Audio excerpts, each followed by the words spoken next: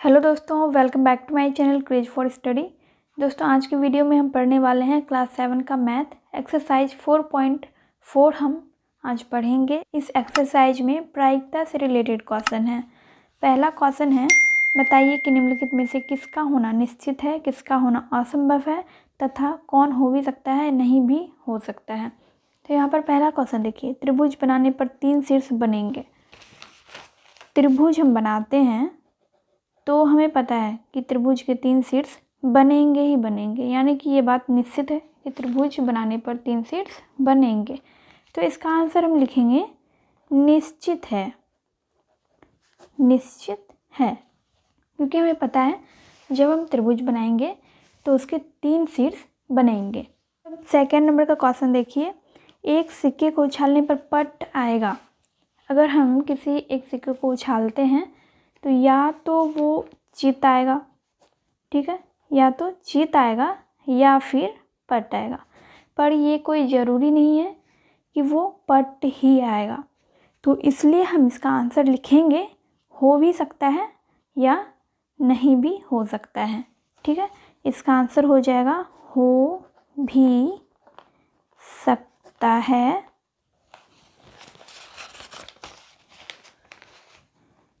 नहीं भी हो सकता है। अब थर्ड नंबर का क्वेश्चन देखिए, एक सिक्के को उछालने पर चित एवं पट दोनों आएगा। तो ये तो बिल्कुल ही असंभव है। अगर हम किसी सिक्के को उछालते हैं तो एक ही बार में चित और पट यानी हेड एंड टेल एक ही बार में नहीं आ सकता, या तो चित आएगा या फिर पट आएगा। तो हम यहाँ पर क्या लिखेंगे, असंभव है। असंभव है, क्योंकि ऐसा संभव ही नहीं है कि अगर हम किसी सिक्के को उछालेंगे तो एक ही बार में चित और पट दोनों आ जाए, इसलिए हमने इसका आंसर लिखा असंभव है। 4 नंबर में है, एक पासे को फेंकने पर 7 आएगा। पासा यानी कि डाइस, लूडो का जो डाइस होता है उसी को पासा बोलते हैं।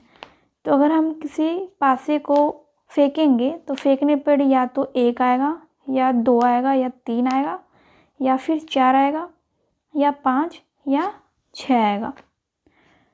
तो इन्हीं सब में से कोई एक अंक आ सकता है, यानी 1 2 3 4 5 या 6 आ सकता है, लेकिन 7 कभी भी नहीं आएगा, यानी कि ये असंभव है। तो यहाँ पे हम लिखेंगे असंभव है। किसी भी डाइस को फेंकने पर 7 कभी नहीं आता है, तो इसलिए इसका आंसर हमने क्या लिखा है, असंभव है। 5 नंबर का क्वेश्चन है, कल बादल घिरे होंगे। ये मौसम से रिलेटेड यहाँ पे सेंटेंस है और फ्यूचर के बारे में भी है। तो फ्यूचर कोई भी नहीं जानता, और जहाँ तक मौसम से रिलेटेड बातें हैं तो ये हो भी सकता है या नहीं भी हो सकता है। तो यहाँ पर हम लिखेंगे हो भी सकता है, नहीं भी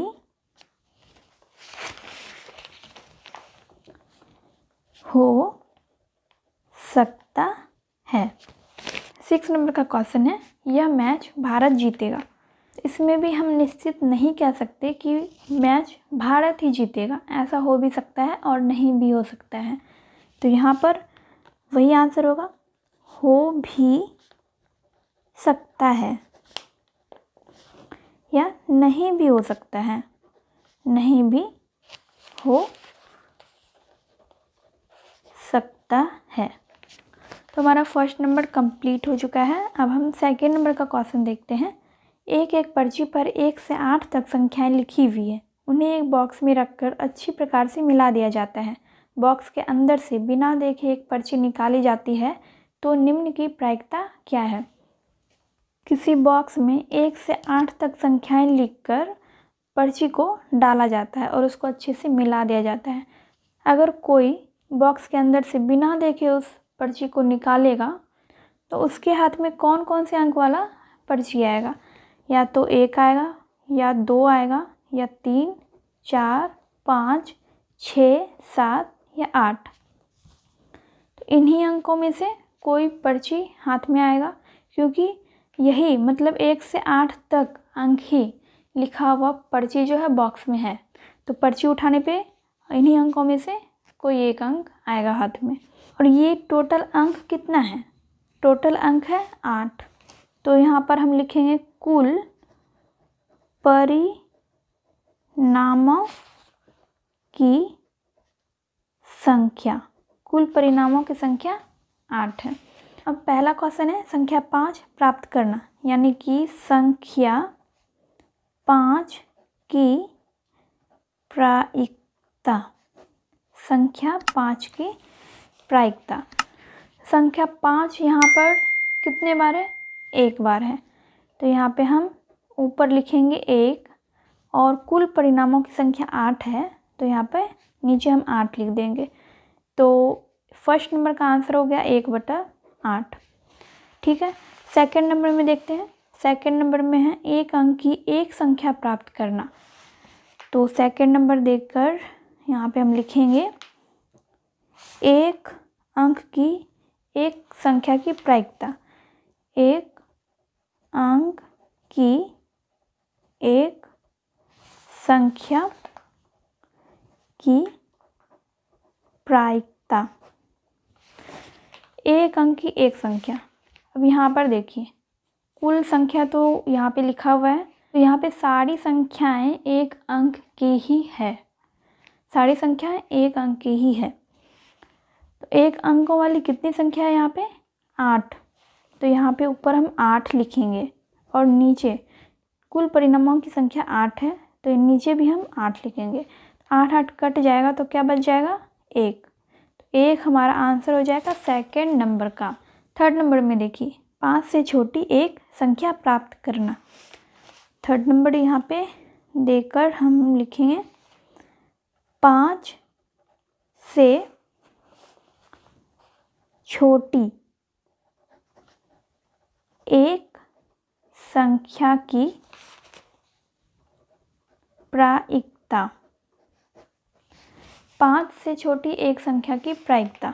5 से छोटी यहाँ पर देखिए कितनी संख्याएं हैं? 5 से छोटी 4 संख्याएं हैं। 1 2 3 4, 4 संख्याएं हैं, तो 4 हम ऊपर लिखेंगे।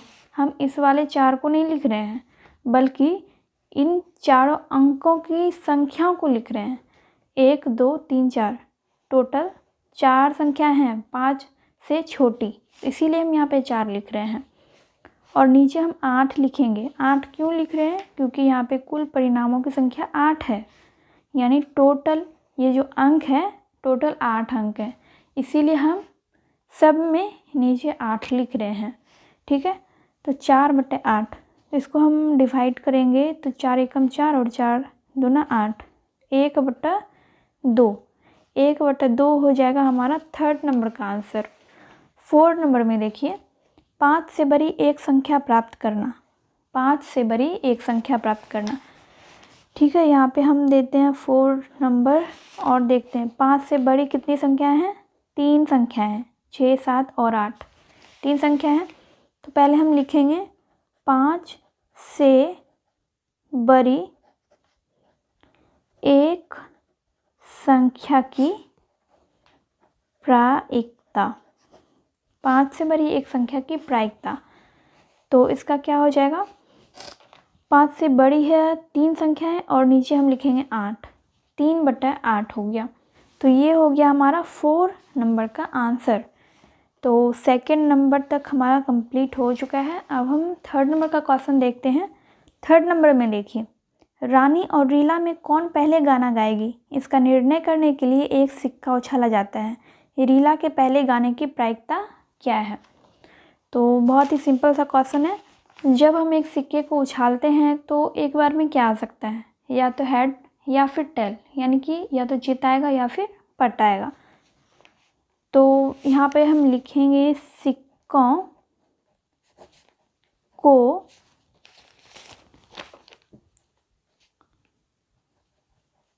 उछालने पर संभावित परिणाम या तो हेड आएगा या फिर टेल आएगा, यानी कि या तो जीत आएगा या फिर पट आएगा।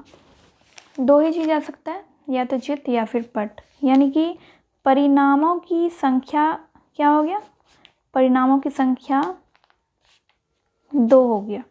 ठीक है, दो ही चीज़ हो सकता है, या तो चित हो सकता है या फिर पट हो सकता है। ओके, अब देखते हैं रीला के पहले गाने की प्रायिकता क्या है। तो यहाँ पे हम लिखेंगे रीला के पहले गाने की प्रायिकता। रीला के पहले गाने की प्रायिकता या तो हेड हो सकता है या फिर टेल हो सकता है, दोनों में से कोई एक ही होगा। तो यहाँ पे हम लिखेंगे 1 और कुल परिणामों की संख्या है 2, तो यहाँ पे हम नीचे 2 लिखेंगे। ठीक है, 1/2, तो यही हमारा आंसर हो जाएगा थर्ड नंबर का। तो ये थर्ड नंबर का आंसर हो गया। सो फ्रेंड्स, यहाँ पर एक्सरसाइज 4.4 कंप्लीट होता है। आई होप आपको सारे क्वेश्चन अच्छे से समझ में आ गए होंगे। अगर फिर भी कहीं पे कोई डाउट रह जाता है किसी भी क्वेश्चन में, तो आप कमेंट सेक्शन में कमेंट करके पूछ सकते हैं। वीडियो हेल्पफुल लगी हो तो वीडियो को लाइक कर दीजिएगा। चैनल पे पहली बार आए हैं तो चैनल को सब्सक्राइब करना मत भूलिएगा और बेल आइकन को भी प्रेस कर दीजिएगा, ताकि मैं जब भी वीडियो अपलोड करूँ तो उसका नोटिफिकेशन आपको मिल सके। तो चलिए, मैं मिलती हूँ आपसे नेक्स्ट वीडियो में।